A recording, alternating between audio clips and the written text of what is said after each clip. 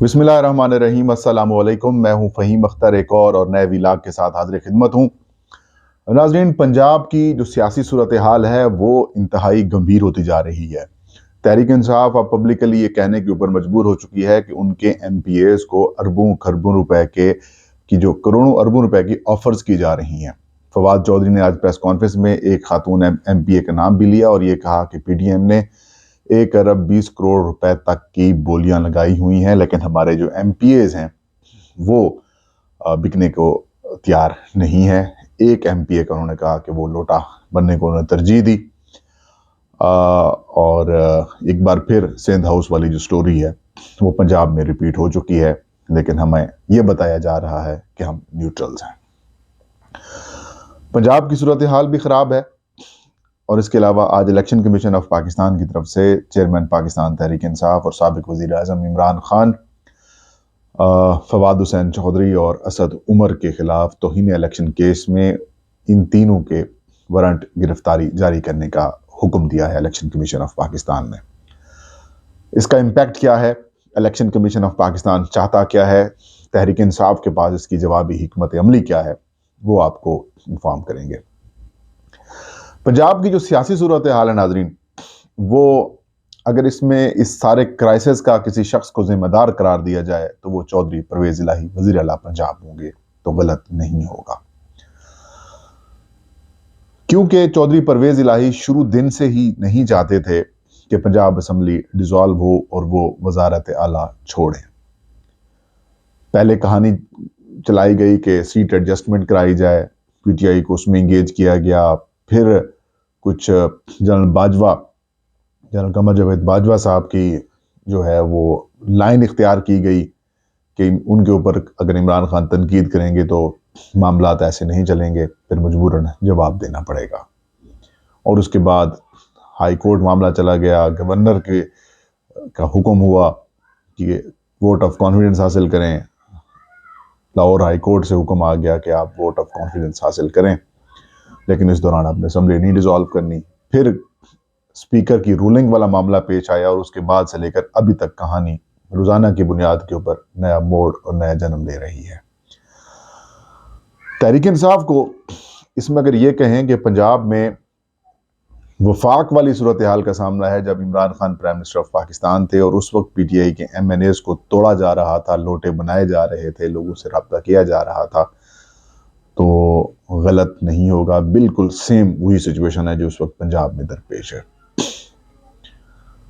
इस वक्त सूरत हाल ये है कि PTI के पास अक्सरियत तो है, लेकिन ना नजर आने वाले लोगों ने और PDM की वफाकी हुकूमत ने और मुस्लिम लीग नून ने और जरदारी वगैरह सर्कल जो है उसने इस तरीके से घेरा डाला हुआ है कि एक बार फिर जुमा बाजार लगा हुआ है, एक बार फिर ज़मीर खरीदने की मंडी लगी हुई है, एक बार फिर लोटे बनाने का जो काम है वो पंजाब में जारी है। और तहरीक इंसाफ अब पहली दफ़ा पब्लिकली कहने के ऊपर मजबूर हो गई है कि इतनी रकम हमारे MPAs को ऑफर की जा रही है और हमारे MPAs नहीं टूट रहे। यही बात तहरीक इंसाफ इमरान खान के खिलाफ जब तहरीक अदम एतमाद पेश होने जा रही थी या अभी नहीं हुई थी, तब भी PTI का यही मौक़िफ़ था। लेकिन उसके बाद हमने देखा बहुत सारे MPAs जो हैं उन्होंने MNAs ने अपनी वफादारियाँ तब्दील की, ज़मीर बेचे, सिंध हाउस से बरामद हुए और फिर वही MNAs अब लोटा ग्रुप बन के कौमी असम्बली में मौजूद है और जो अपनी उन्होंने सियासी कैरियर है, जो अपना सियासी कैरियर है उसके ऊपर कह सकते हैं कि कालक मली है। अब यही एपिसोड पंजाब में रिपीट किया जा रहा है, लेकिन इस सारी सूरत हाल का जिम्मेदार कौन है? चौधरी परवेज इलाही। जैसे मैं पहले कह चुका हूँ, ये किसी दिन से पहले दिन से ही राजी नहीं थे। बहरहाल PTI अब इसके ऊपर लगी हुई है। अगर तहरीक इंसाफ पंजाब हुकूमत ख़त्म होती है, असम्बली डिसॉल्व किए बगैर पंजाब असम्बली से PTI जाती है और पंजाब हुकूमत मुस्लिम लीग नून के पास दोबारा वापस आ जाती है, तो तहरीक इंसाफ और इमरान खान साहब इन सब के लिए ये खबर किसी बम से कम नहीं होगी। और फिर इनकी परेशानियां आप ट्रेलर तो देख ही चुके हैं ना, जो अप्रैल मई में जो हुआ, जो PTI के वर्कर्स के ऊपर तशद्दुद हुआ, वो आप ट्रेलर उसका देख ही चुके हैं। अब फिर اگر ان کی حکومت دوبارہ آ جاتی ہے تو پھر یہ پوری فلم چلائیں گے.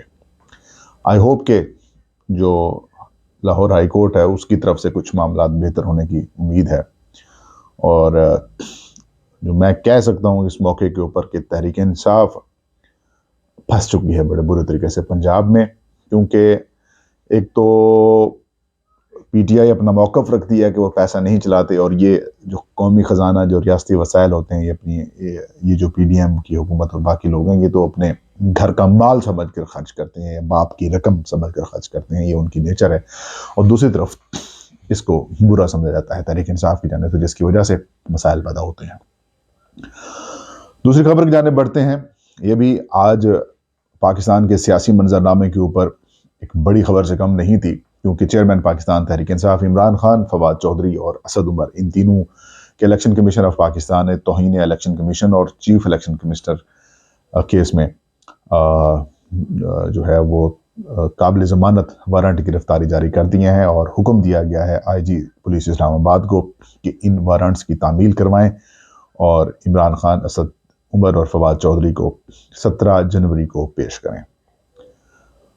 الیکشن کمیشن آف پاکستان نے اپنے تحریری فیصلوں میں لکھا ہے کہ عمران خان جان بوجھ کر پیش نہیں ہوتے، جو کہ قانون کا مذاق بنانے کے مترادف ہے.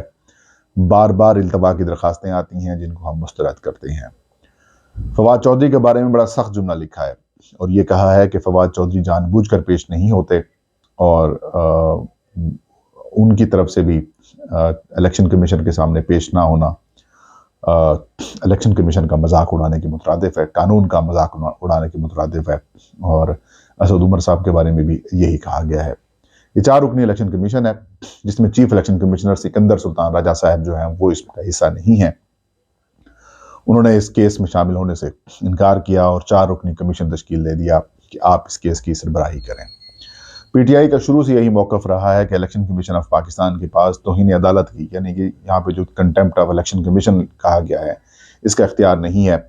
اور کچھ نامور وکلاء کی جانب سے بھی یہی کہا جاتا تھا کہ الیکشن کمیشن آف پاکستان جو ہے، اگر ان کے انتخابات سے متعلق امور میں کچھ ایشوز پیدا ہوتے ہیں، کوئی ان کا حکم نہیں مانتا، تو پھر of contempt of election commission کی کارروائی انیشیٹ کی جا سکتی ہے. لیکن اگر کوئی شخص، رہنما یا سیاسی جماعت کا قائد جو ہے وہ اگر الیکشن کمیشن کے اوپر تنقید کرتا ہے تو اس کے اوپر آپ ان کو توہین عدالت کی کارروائی نہیں کر سکتے. یہی معاملہ ایک ہائی کورٹ کے اندر چیلنج ہوا اور ہائی کورٹ میں ابھی تک معاملہ زیر سماعت ہے. الیکشن کمیشن ہائی کورٹ کے اس اقدام کے خلاف سپریم کورٹ سے رجوع کیا. سپریم کورٹ نے کہا کہ آپ کارروائی انیشیٹ کرتے رکھیں، اور ہائی کورٹ کو حکم دیا گیا کہ آپ 30 روز کے اندر اس کا فیصلہ کریں. ابھی فیصلہ ہونا باقی ہے، لیکن آج وارنٹ گرفتاری جاری کر دیے گئے ہیں.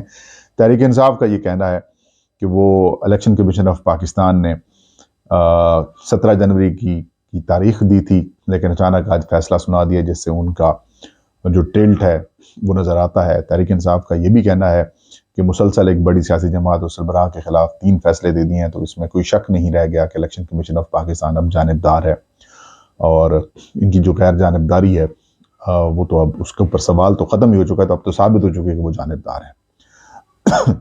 تحریک انصاف اب اس فیصلے کو، الیکشن کمیشن آف پاکستان کے فیصلے کو، جو وارنٹ گرفتاری جاری کیے گئے ہیں، اس کو چیلنج کرنے کا انہوں نے اعلان کیا ہے. اب چیلنج ہوں گے تو پھر معاملات آگے بڑھیں گے، لیکن تب تک الیکشن کمیشن آف پاکستان نے اپنا یہ کارڈ جو ہے وہ شو کر دیا ہے. اب یہاں پر یہ سوال اٹھتا ہے کہ الیکشن کمیشن آف پاکستان اس سارے معاملے میں چاہتا کیا ہے؟ میری اطلاعات کے مطابق الیکشن کمیشن آف پاکستان چاہتا ہے کہ تحریک انصاف کی لیڈرشپ جو ہے، ظاہر لیڈرشپ ہے نا، چیئرمین اور ان کے سیکرٹری جنرل اور سینئر نیب صدر جو ہیں، ان تینوں کو جو توہین الیکشن کمیشن کی کارروائی انہوں نے انیشیٹ کی ہوئی ہے، وہ چاہتا الیکشن کمیشن یہ ہے کہ یہ جس طریقے سے انہوں نے الیکشن کمیشن کے اوپر سخت تنقید کی، سخت الفاظ استعمال کیے، پبلکلی برا بھلا کہا گیا، تو ان سے معافی منگوائی جائے. ان سے تحریری طور پر یا پر پیش ہو کر معافی مانگیں، تاکہ یہ جو سپیریئر ہیں وہ کہتے ہیں کہ الیکشن کمیشن از سپیریئر، اور یہ جو تنقید کرتے تھے یہاں پر آ کے معافی مانگی ہے تو وہ کریں. ماضی میں بھی الیکشن کمیشن آف پاکستان سے عمران خان معافی مانگ چکے ہیں. توہین الیکشن کمیشن کی کیس کی کارروائی تھی اور اس میں عمران خان خود پیش ہوئے تھے. اس وقت چیف الیکشن کمشنر صاحب جو تھے سردار رضا خان تھے، جسٹس سردار رضا خان. میں اس وقت اس کورٹ میں بھی موجود تھا. بابر اعوان کی تو پوری کوشش تھی کہ الیکشن کمیشن سے معافی نہ منگوائی جائے یا بات نہ کی جائے، لیکن جو ممبر بلوچستان تھے انہوں نے عمران خان صاحب سے کہا تھا کہ آپ اگر کچھ کہنا چاہتے ہیں، کلیئر کرنا چاہتے ہیں تو کر لیں. تو انہوں نے کچھ کلیئرٹی دی، بات کی عمران خان صاحب نے. اس کے بعد الیکشن کمیشن نے وہ معاملہ ختم کر دیا. اب بھی صورتحال کچھ اسی طرف جا رہی ہے، لیکن یہ ایک بڑا ٹیسٹ کیس ہوگا، کیونکہ تحریک انصاف کھل کر ماضی کے کسی چیف الیکشن کمشنر کے خلاف اس طریقے سے میدان میں نہیں آئی، یا پھر کوئی بھی سیاسی جماعت کسی چیف الیکشن کمشنر کے خلاف میدان میں اس طریقے سے نہیں آیا. لیکن اس دفعہ معاملات کافی زیادہ خراب ہیں. اب دیکھتے ہیں کہ کیا کورٹ کے ذریعے معاملہ حل کیا جاتا ہے یا پھر کسی اور طریقے سے. بہرحال یہ تو آئندہ آنے والے وقت بتائے گا، لیکن 17 جنوری کو الیکشن کمیشن اس کے اوپر دوبارہ سماعت کرے گا. یہ تھا آج کا ویلاگ. مجھے اجازت دیجیے. اللہ ہم سب کا حامی ناصر ہو.